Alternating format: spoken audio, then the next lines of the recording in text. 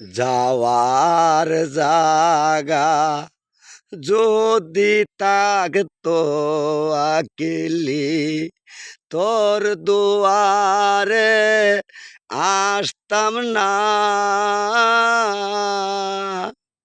তোরে ভালোবাসা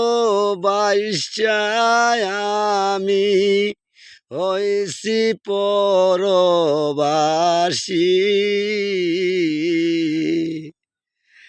যাওয়ার জাগা থাকতো যদি আকলি তোর দুয়ারে আসতাম না